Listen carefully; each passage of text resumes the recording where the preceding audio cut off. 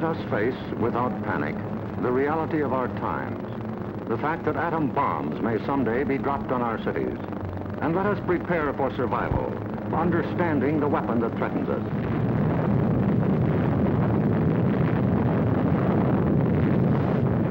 An atom bomb destroys or injures in three ways: by blast, heat, and radioactivity. The blast of an atom bomb is its most important destructive agent.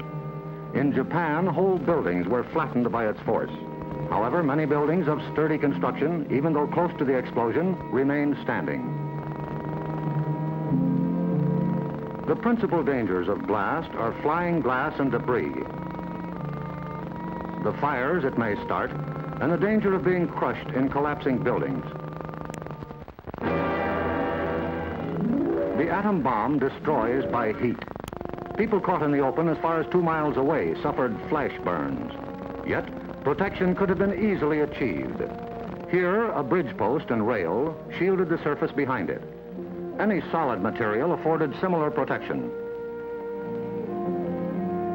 The third weapon of the bomb is radioactivity, thrown off at the instant of explosion.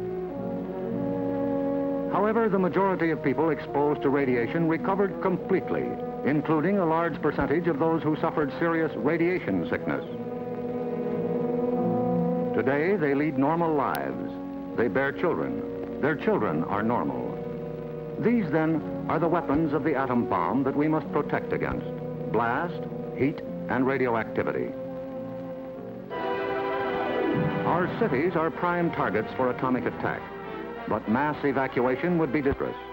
An enemy would like nothing better than to have us leave our cities empty and unproductive. If an emergency should come, our factories will be battle stations. Production must go on if we are to win. Our offices and homes will also be posts of duty, not to be deserted. With the knowledge of the first atomic explosions to guide us, our chances for survival will be far better than those of the people of Hiroshima and Nagasaki, if we act on our knowledge and are prepared. The first job is to look over your own home for shelter possibilities. If you live in a private home that is well built, the cellar is the safest place to be. The lower you get, the more barriers there are likely to be against blast, heat, and radioactivity. Select the basement wall nearest the probable target area of your city. If the house is blown over, it will most likely fall away from this wall. If you have a workbench or strong table big enough to get under, move it into your shelter area near a wall or strong supporting column. If the time comes when you actually have to take shelter, lie under the table.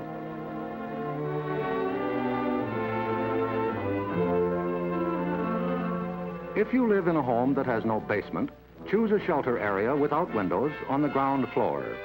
An interior hallway is probably best. In time of emergency, the shelter area should be cleared of mirrors and other objects that might cause injury. If you live in an apartment house, rules for taking shelter will be posted in your building. Learn them. Also, learn the location of public shelters in areas where you work or frequently visit. There are many things you can begin doing right now. Fireproof housekeeping is one, so clean up that attic.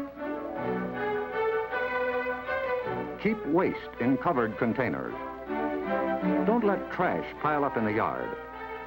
Set aside a small supply of canned goods. They're safe from radioactivity. Have a good flashlight on hand. Electric lights may go out. Keep a first aid kit and learn how to stop bleeding. Make a habit of keeping a bottle of fresh water handy. A radio will be important for receiving vital instructions. Finally, prepare the shelter area and collect all necessary shelter equipment.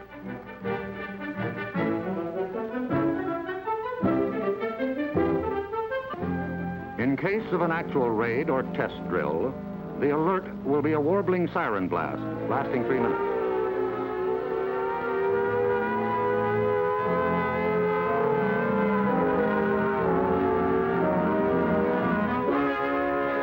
Once you hear this, act fast.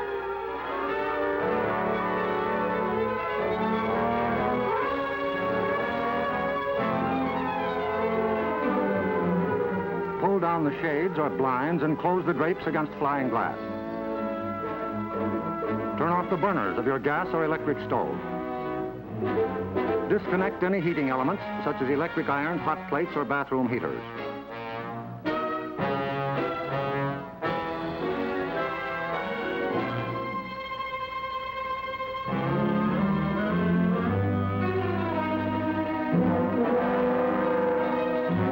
Close all outside doors, but leave them unlocked.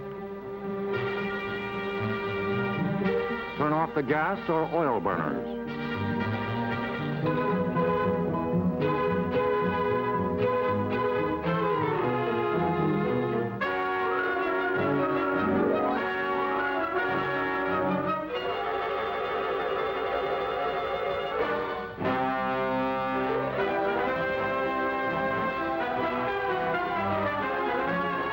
Taking shelter may be a race against time, even when you have some advance warning.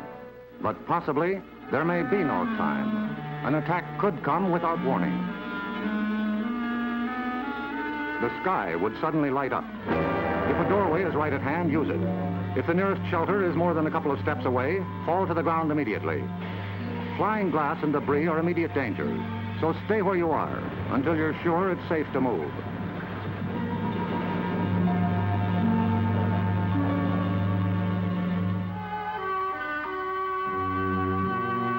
If you are at home when a surprise attack occurs, crawl beneath a table if it is very near, or drop to the floor with your back to the window.